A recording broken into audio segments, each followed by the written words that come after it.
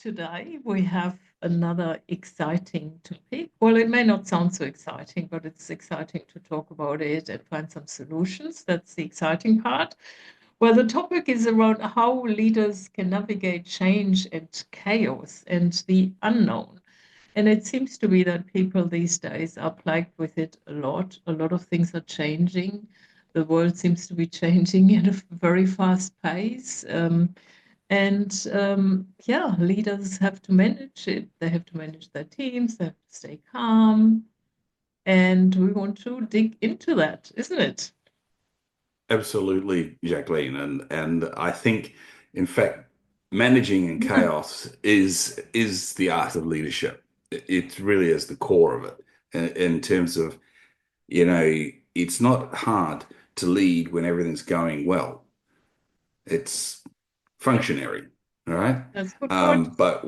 But when things crisis happens, and this is one of the big issues in business where you get a recession or you have something like the Trump tariffs come along, and all of a sudden a business model that's been trucking Yeah. along very nicely, um, it all changes. Magically, you've got to change the way in which you manage your finances, change the way you manage your staff, maybe even downsize.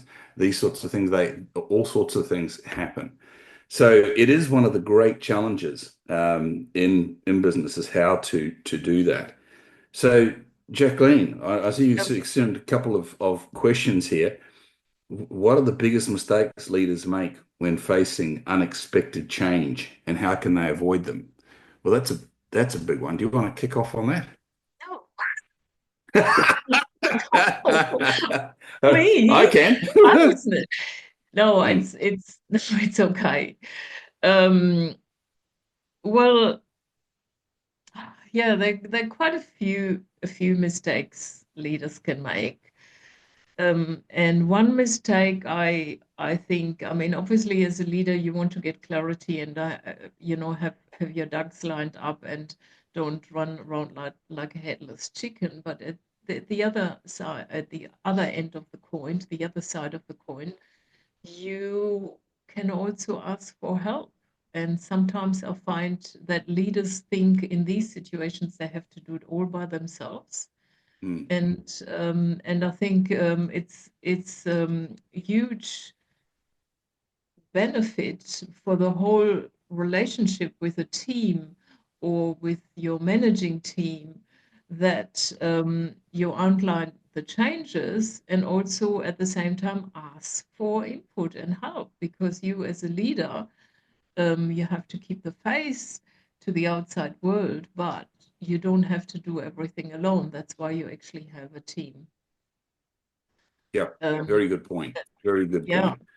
Because and often leaders will tend to nail down and go, okay, I've just got to deal with this crisis. And they do need to stay calm. There's no question about that. But by having a good team and going to your team and saying, right, this is where we're at, this is what we're managing. So look for and ask for help. Point number one. Can I throw one in there now? of course, Of course. Okay. of Um, course, yeah. no, no. So one of the biggest mistakes I think that people or leaders make is when you get into analysis paralysis, you get to a point where you want to know more information than you have, but you need to take action, right? So the rules of management and leadership haven't changed. I go to kind of Peter Drucker, one of my favorite consultants, 6 to 8 out of 10 and decisions correct. You're still going to make mistakes. That's why you have a team, but you need to keep making decisions. You need to keep That, moving. You can't wait. You can't wait for the thing and wait for it to disappear. It's not going to disappear. Get out in front of it and start dealing with it. So take action. That's the that important thing. that is an important point, and I also understand that whether it's chaos or not in chaos, that some CEOs have a strategy that some of them will make very many decisions quite fast, understanding that a lot of the decisions, or a certain percentage, let's say 20% of the decisions, have to be revised. Yeah. And then take that into consideration. Obviously, they're not making a very fast and snappy decision on a very high risk topic, but they Mm. understand, okay, I'm going to have to move, keep things moving, and I'm going to have to make a lot of decisions, and I'm going to make them reasonably fast, Mm. understanding that maybe 20% need to be revised. And that's okay. That's like a managed risk. Yeah, exactly. Uh, yeah, and I also, I mean, I want to also refer to the podcast we had about intuition. Like in Mm. decision making, we don't always, I mean, we barely ever have all the information that we need. Even if if you compare it, like you're going to buy a house. I mean, yes, you inform yourself, you do an inspection, you get it checked out. Do you know everything about the house and what's going to happen? No, you don't. But you still, you still may, you just bought one, a property, and you want to make a decision. Am I going to buy this or not? Am I going to move on in this business with this plan or this plan? And your intrinsic feeling about it, once you've done your analysis and you've given it some thoughts, trust your initial feeling, because this will guide you through it. And many sort of world-known leaders like Steve Jobs, Tim Cook, they openly share that they have made some of the major high-risk decisions in the end following the sort of inner feeling they had about the decision. So that's a Mm. tool that people can use and also learn to use and apply more when not all the information is available, and it barely ever is. It is barely ever enough data available to make a good, solid decision. And some people might think, oh, that's not true. You might have a lot of data, but not all the data. It will never be complete, not in Yeah. today's world. Yeah, and And that's where the intuition, and because I think people need to back themselves, back their learning, and know their limits, and that's fair. Know your limits, know where it's okay. You have the experience, the knowledge to manage through this, um, and then yeah, back yourself. So that's another golden point there. Back yourself. Making a and list here. yeah, okay, okay, good, good. Someone is keeping the score here. And the thing is with the intuition, you do want to give it some thought. You want to analyze Hmm. it, look at your options, and because some people they go mostly by feeling, and that could be too much out of balance, and Hmm. your feeling can deceive you um, at times. So you want to also back it up with your analysis. And having said that, sometimes a major decision can be made, and it's talking against the data, which these people like Steve Jobs and Tim Cook I have just mentioned, they have done that. But they'll All the seldom do that indications. in crisis, in making strategic business forward movement and decisions like that. Yeah, I agree. But when we're talking about in chaos and crisis, isn't it more like it's in the moment? And so therefore, if you no, you're right. No, no, I'm going to take all that back. I'm going to take that back and go, no, no, you're right. At any point in time, you really should back the depth of your knowledge and back yourself to that extent. There's nothing wrong with that. Well, I it's I've studied research specifically also around these high risk situations where people like mhm. firefighters, defense force, they are in certain high risk situations and they have to act very quickly. There's not much time, and they may be confronted with a scenario that they haven't experienced in that form. Now, that doesn't mean that they are experienced. They know their stuff. They can analyze the situation. But in the end, they have to just come up with an option very quickly, and they Yeah, also use their intuition as well as a guiding force. And it's been researched, and it's been found out that even if they've run computer analysis after the fact, mm. and this research is maybe 15 years old, computer analysis might have progressed and they might use it even more these days. But back then, they were running computer analysis after effect, um, how effective these decisions were, and they were very, very effective. Yeah, and That could be. I believe that. Yeah, yeah, I've got my wires crossed there for a minute. But I think it's also Yeah, important, if I add another thing, is stay organized. Right? yeah, Stay organized. good No, point. if the world around you is in chaos, your personal organization, the organization of the business needs to be absolutely rock solid. So Yeah, you're keeping your records. You're not just bouncing from one point to another point to another point, and it's so be organized as another one. So that's actually a really good point, being organized. Because that's also an area where you then can rely upon, and you have some comfort and some sort of some baseline where it's not shaky. At least you know, okay, my processes work and I'm organized. mm, Um, Whereas, if you weren't organized on top of, changes and unknown chaos, or chaotic situations, that would be, mm, 10xing the chaos. mm, mm, Mm. mm. Whereas if you are organized, then you actually have got some mitigation strategies in there to deal with the chaos. Chaos is external, that's fine. You don't need chaos internally as well. That's right. And the thing is also, I mean, um, it is also something you always want your business to be organized. So when the chaos hits, you're not scrambling and now making it work. No, you want to be prepared and be ready, because as you Mm, said at the start, it's easy to lead through when everything is running fine for a little while. It won't run fine for long, um, based on most experiences we have, and then things go pear-shaped or can go pear-shaped in some form. Yeah, so the more organized you are, and the more your team is aligned with the organization of the business or the team environment, the better equipped you are when then things go pear-shaped. mm, mm, mm. Yeah, absolutely. I totally agree with you.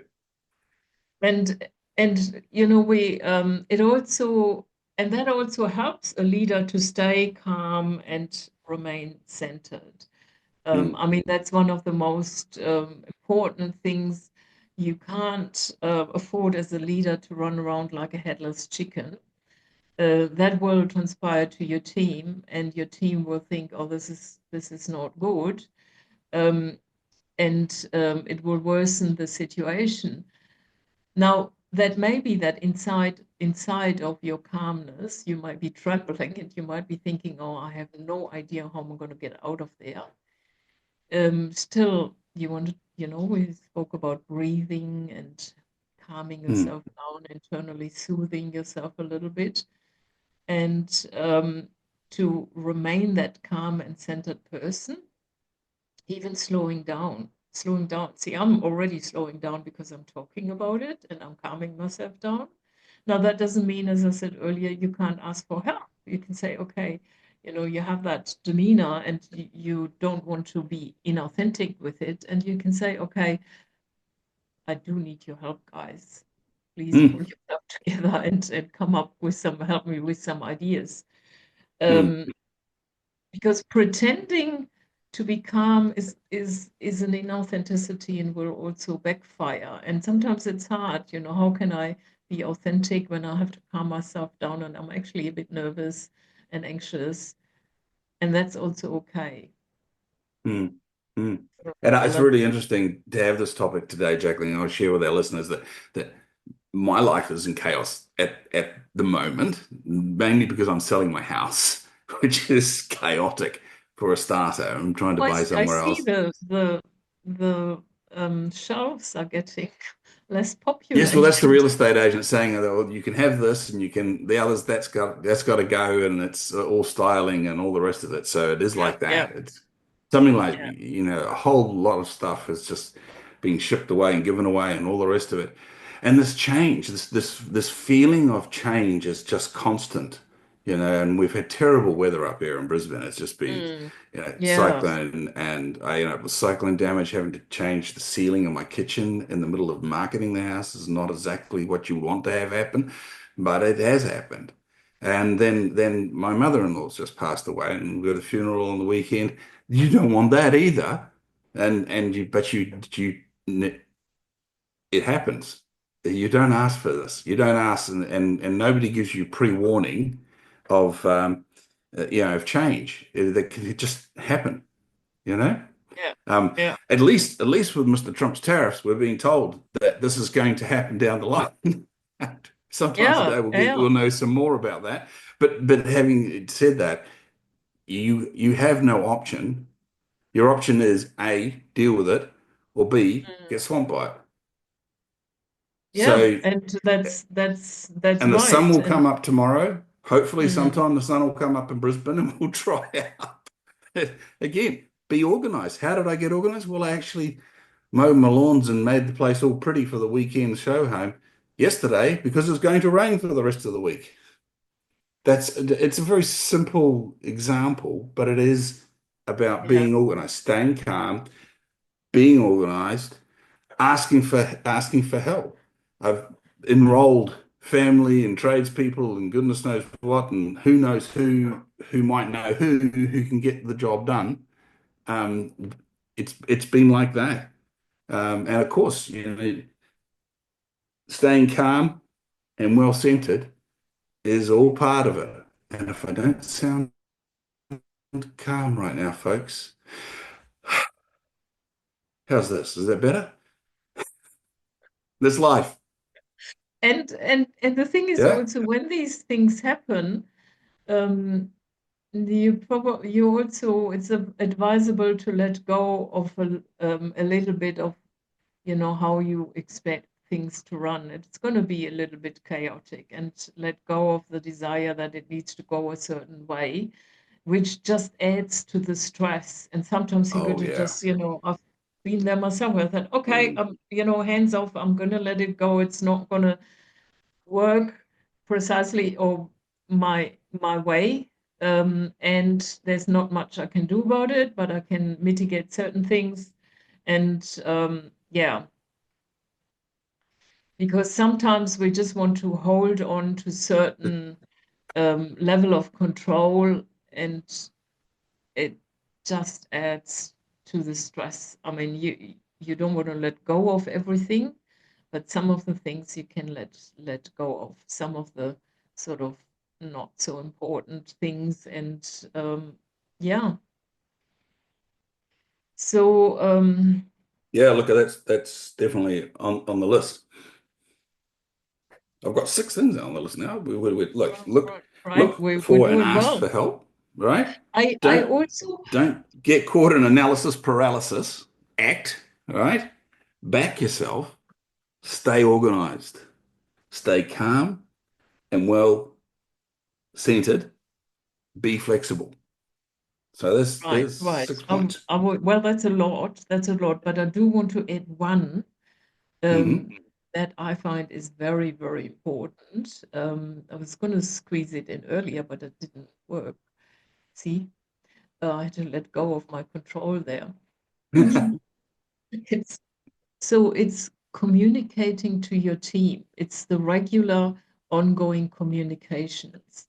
People Hmm. like to know what's going on. Now, you don't have to share everything with them, but you want to agree, I mean, what is an acceptable way of communication if a company, a business, could go through a merger, a transition period, and people don't know what's going to happen, and teams will change, org structures may change. So they want to know what's happening, and communication is really important. And even when you don't have anything new to communicate, even communicating, okay, there is no update today or this week. and mm, communicating this. And I mm, found that it really calms the team down because it gives them also some control and they see, okay, I can see how this is going. mm. And I think that is an important thing to have Absolutely is. Definitely that. goes on the list. And the other thing about communicating, the first point we talked about was look for and ask for help. But sometimes other people have great ideas as well. And if you're Yeah, communicating what's going on and where you're at, then you're providing your team with the opportunity to to give you feedback that you don't know about. I mean, this is the third certainty. You don't know what you don't know. You don't know what other people know. So by communicating your needs and where the business is at and what's going on, and as Jacqueline says, even if it's to say, look, there are no changes, we're in a state of change right now. This is where it's happening. We're all waiting to find out the Trump's new round of tariffs. This is possibly going to drop on us this right. afternoon, but we'll It's find out. it's not only Trump, it's also Europe. There will be sustainable goals, and that will have a Mm, similar impact on countries that are exporting to Europe. So we're going to get a double whammy. Um, mm, and yeah,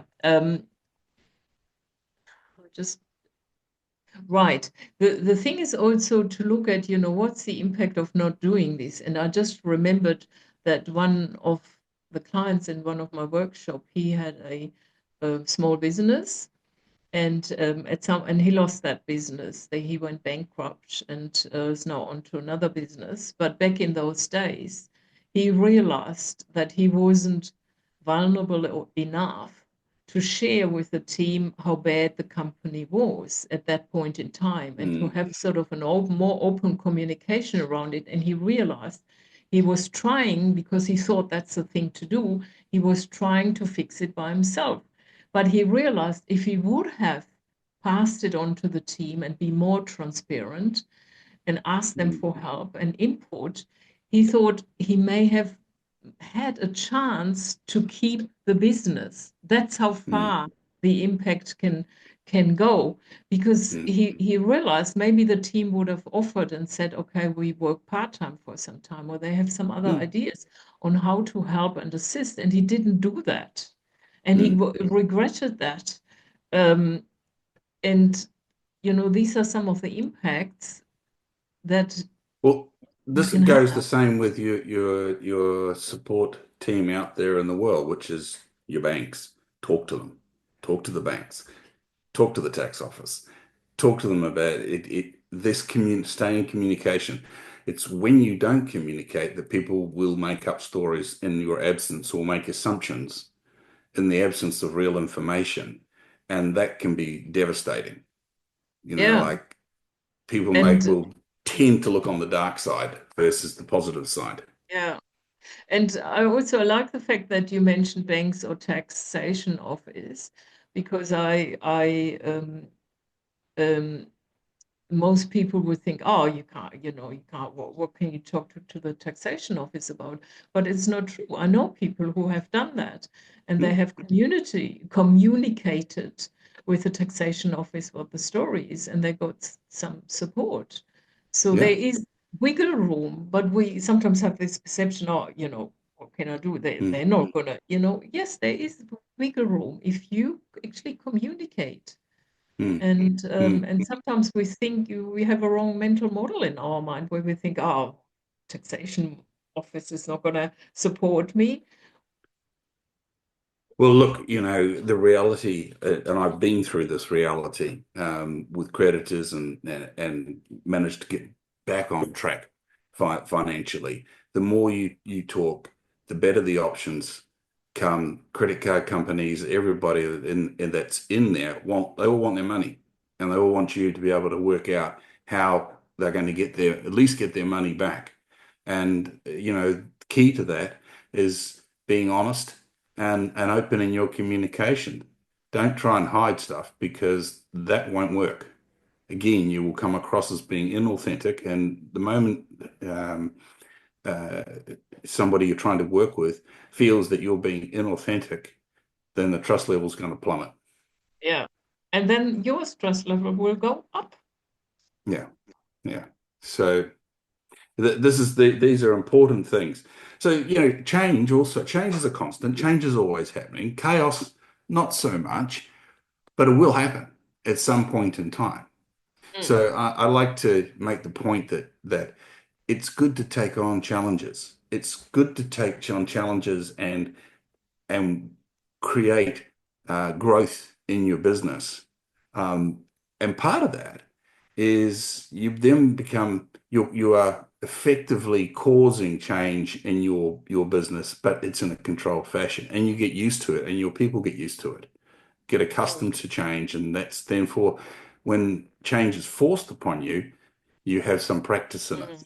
mm, mm. Yeah, yeah. And Chronic it is, stability is not good for a business. yeah, yeah, it's true. You have to constantly review where your business is at, and make changes and make adaptations. It's never static. No. It may be static for a week. Mm. And I think that's also the challenges that we face in life. The aftermath of that is when you look back on it, you think, oh, I've learned so much. I didn't realize I could actually do that. And often we learn how much more we actually are capable of doing things and coping with things. And that makes us stronger for the next one to come. Mm. Mm. And Mm. the universe will deliver greater and bigger challenges in a way. Sometimes people think, oh, if I move up the career ladder, I'm more experienced, I'm more senior, things will become easier. No, they will be more challenging because now you're more senior and experienced, so you will get bigger challenges. And There's a reason the pay packet's bigger yeah, to be because able it's to more stay demanding. calm and centered under pressure. Yeah. That's what the pay packet is for. Mm. Passion. Yeah. Yeah. I remember talking to a mental health professional one stage, and he said, beware the person who says they're going to rid your life of stress. And I said, why is that? He says, because they're going to kill you. It's the only way you can be free of stress completely. Yeah. Yeah. So Yeah. don't And even the entertain that. Mm. and the thing is, we human beings are designed to cope with stress. We are designed to cope with stress. What we're Mm. not designed for is have this ongoing, constant undermining stress, ongoing. But we Yeah. can be in big situations for, Mm. a limited amount of time. And we can react where the body is designed to think differently and react and to manage it, and then we fall back into our normal space. But if that's not happening and we're under constant stress, that's where our bodies and our minds are not doing well. So we Yeah. need, yeah, so we And need to that's a really create it. good point you make then, Jacqueline, because what this sort of leads into is saying, how do you prep for this situation? Well, Mm, make sure that you are getting space as a leader, that you are decompressing, that you're taking advice. I have a young person I've been working with who just um, couldn't go any further. It just said, no, I'm not, I have to take time off just suddenly like that. Turns out this person has 10 weeks in accumulated leave. So the interesting point is so they haven't been taking time out to look after their lives, and their boss obviously wasn't keeping an eye on this either. Net result was you hit crisis. yeah, that's And so, taking that time out to look after yourself and making sure you're looking after your health, getting your exercise, breathing, putting good food into your brain and in your tummy. This is all part of what will get you through when chaos and crisis hits.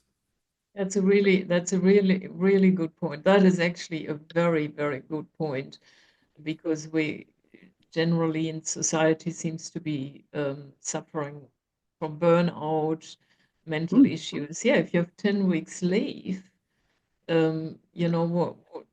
yeah, you need to look after yourself and be, as healthy as possible and mentally as strong as possible for the times when you need Yeah. it, which is, yeah, Which I, and sometimes you don't know when that's going to be. yeah, So that's you right.